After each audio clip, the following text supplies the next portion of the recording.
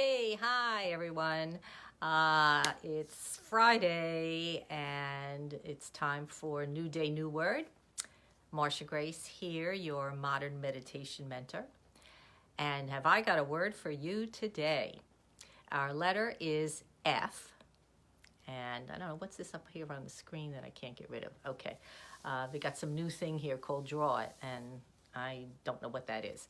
Anyway, yes, the word I have for you today is, I think, going to be really a good conversation. I hope you will share with me, and I want you to know that well, let me tell you where I come from.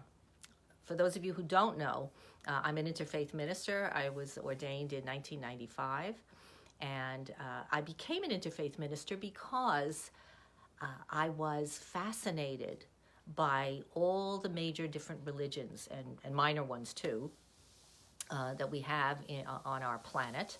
And I studied them. I just read everything I could read about Hinduism and Buddhism and Native and Aboriginal traditions and Native American, of course, and as well as our Abrahamic faiths of Christianity, Judaism, and Islam. And I was fascinated by how each one had a different take on our word today. So without further ado, our word is God. Yes, God. A large topic to talk about. And I want you to understand too that whatever I say is my opinion. I'm not trying to convince anybody of anything else. But I do want to share with you some of the thoughts I've had about God through my life, and where that's taken me to where I am today. And if you have something that if you want to share what your experience has been in seeking God or understanding the nature of God, or whether you don't believe in God at all or what have you, it's all fine. So.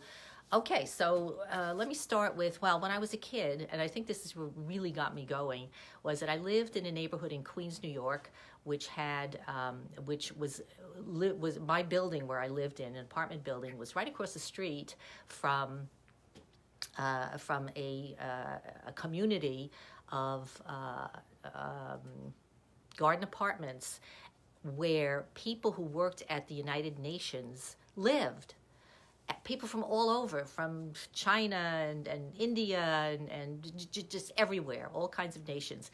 And what happened was that my mother would meet these people at the Grand Union on the corner of Main Street and Union Turnpike, and get to meet these people. And she was a very free-thinking type of person for those days. And she made friends. And so some of the friends that I grew up with from very early age were people from all over the world. So it really gave me an interesting perspective that I think a lot of kids don't ever get. So that's my beginning.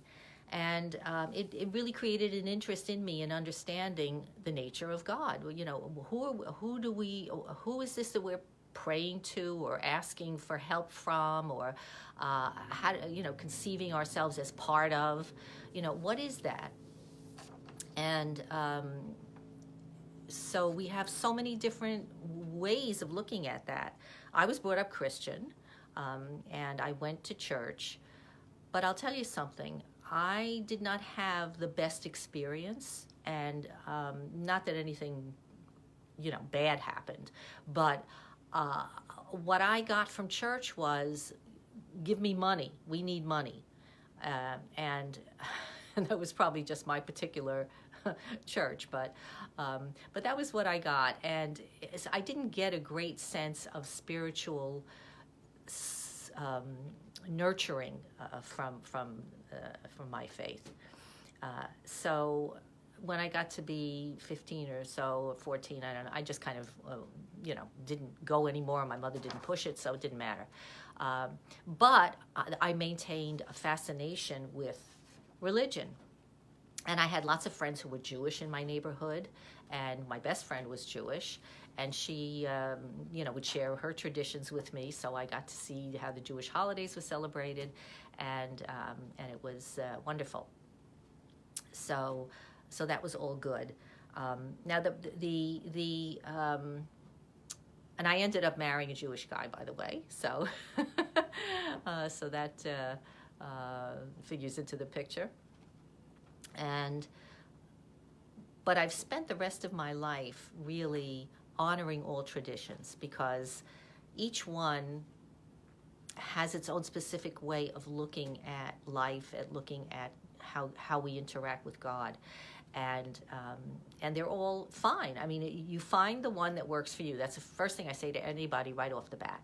You find the one that works for you, and that's a great thing. I'm a firm believer that if we give our whole self and our whole being in total earnestness to any tradition and follow its tenets to their logical place, we will have a fulfilling life, and that's a beautiful thing. So I have no nothing to say negative about any faith.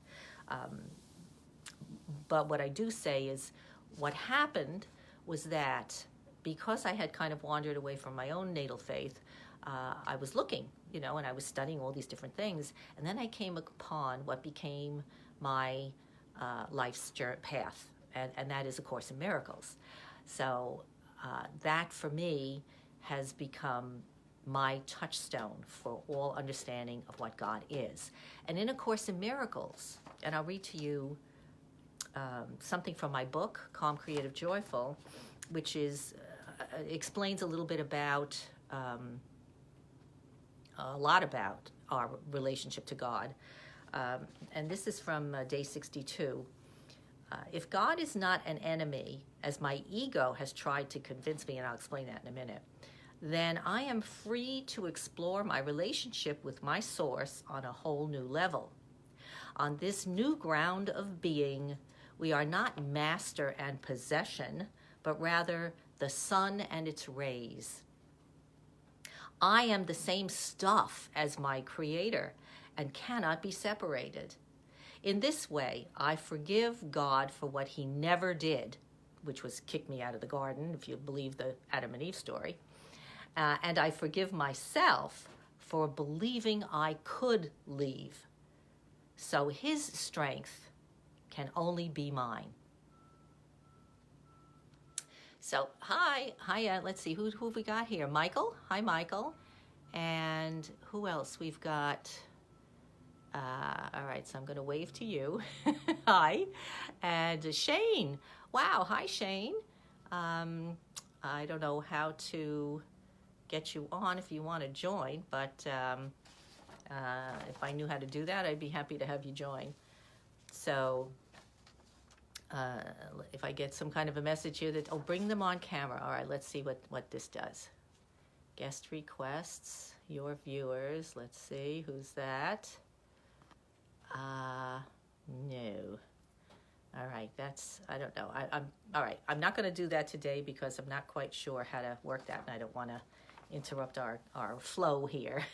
So, all right, so I read that to you about if God is not an enemy, and the reason I said that is because what I got out of so much of my early religious training was that God was this guy, right, a male person sitting on a throne somewhere with a long white beard, and he was watching everything that we're doing. And, so that to me didn't really feel very good. I mean, I didn't like the idea of somebody watching every move that I was making and ready to pounce on me if I did the slightest infraction. So that didn't feel good. It felt invasive, and it felt, it felt belittling. I felt like I'm just this little nothing worm on the ground, and I don't know, it just that was my perception. And again, this is strictly coming from me, this is my background, and I wouldn't ask anybody to feel the same way unnecessarily. But All right, so but I want to talk a little bit about, so we know probably most of us are very familiar with the Judeo-Christian outlook of our relationship to God, because most of us are that in this country, although today it's not even true anymore. There's so many more interesting interactions now that we have with because of such an influx of people into the country, which I think is a wonderful thing, by the way. Our country was founded on immigrants. My family came as immigrants to this country, and probably most of us, in fact, all of us did, if we go back far enough. So it's a wonderful thing. But let's just look for a minute at Hinduism, for instance. Hinduism is interesting because there are two ways. There's Mahayana, and there's Theravada, and there's two levels there, which are more. One was more for the people, and the other was more for the scholars. So. And that's kind of interesting, right? That religion can kind of be separated out to fit the clientele, so to speak. But it's interesting because if you've ever gone to an exhibition of anything that's Hindu, you'll see a lot of different gods, Ganesh and Shiva, and all these different gods and goddesses who represent power and strength in different aspects of life. And people can relate to that. They can relate to going to this god for this purpose, or to that goddess for something else. And in fact, in the most ancient traditions and the Aboriginal traditions, everything has God energy, so to speak. So there is a presence of God in things, right? In the trees and in the air and the water and stuff like that, and so there's that sense, and I love that. I think that's beautiful. I love that sense of feeling that you are surrounded by the presence of the divine. So.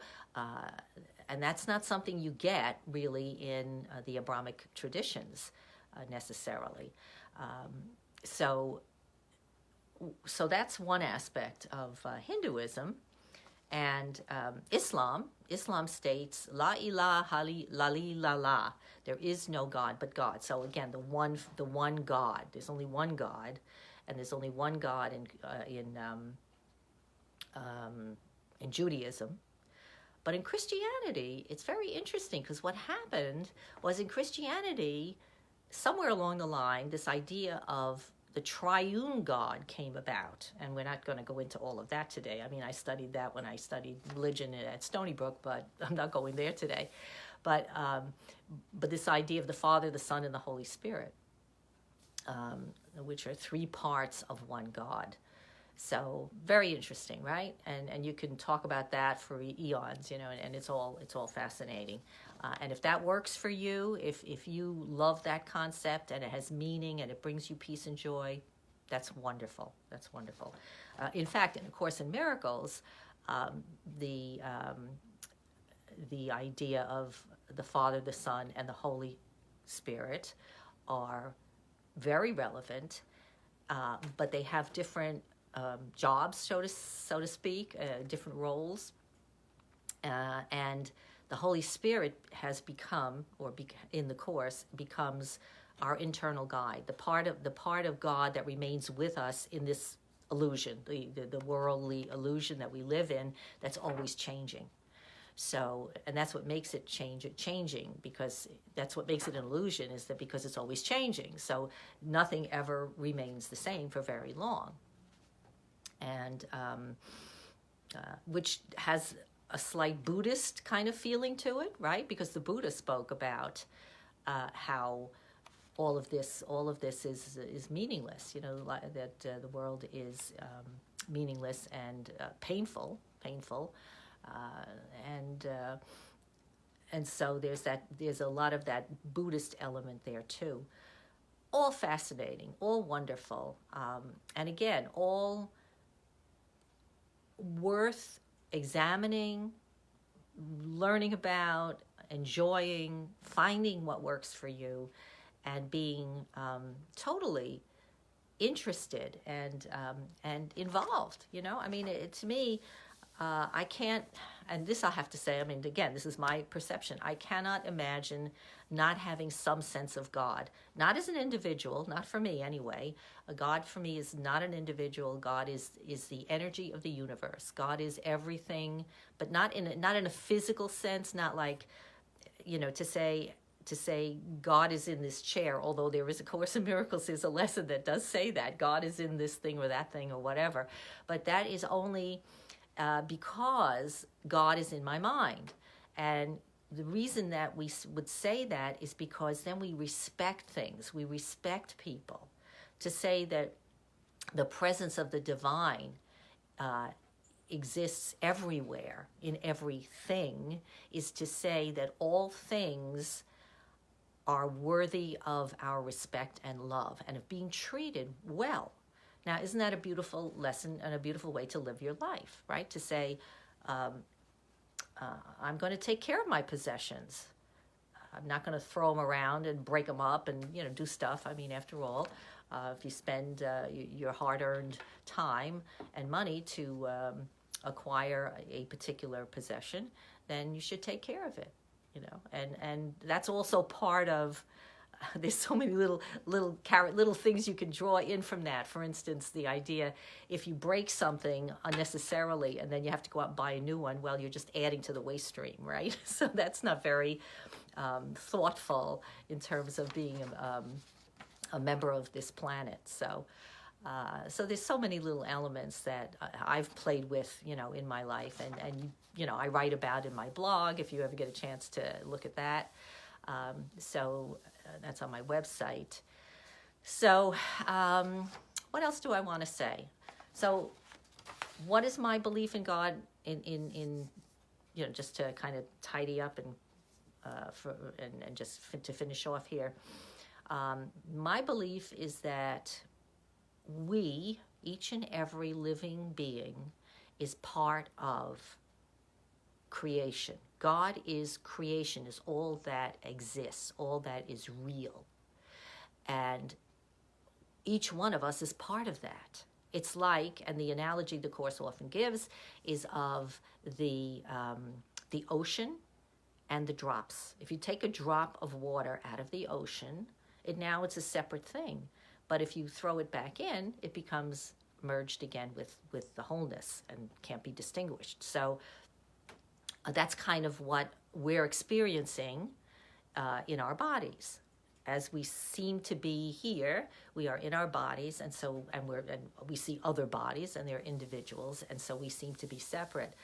But in mind, which is another word for God in the Course, mind or spirit, I mean, there's a lot of different words that are used, source, so many ways of oneness, of expressing the idea, the concept of God, that the body is a vehicle. It's a vehicle, but it is not who we are, which makes it a lot easier to live in the world when you're not so focused on the physical form of things, but more on what is the interaction? How can I share with this person or this experience, this thing going on? How can I share with that in a meaningful way that brings joy and happiness to me and to the whoever else I'm involved with? So that's how I want to live my life, and that's how I conceive of what God is, that we are all part of this larger something, and as such, we have a responsibility to be present to our part that we play and know that we have an important part to play. We all have our unique aspects to share with others. And isn't it wonderful when you can figure out what that is? It took me a long time to figure out what that was. And I'm so glad that I finally realized, hey, I'm a writer. Hey, I'm a speaker. Hey, I'm a child of God that wants to share love and peace and joy. Although I knew that before anything else.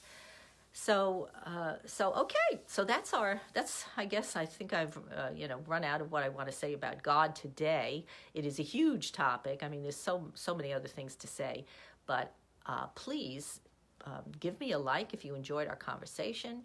Make some comments. I'd love to hear what your thoughts are about God and how you perceive the divine. So what can I say? Have a beautiful time until we meet again.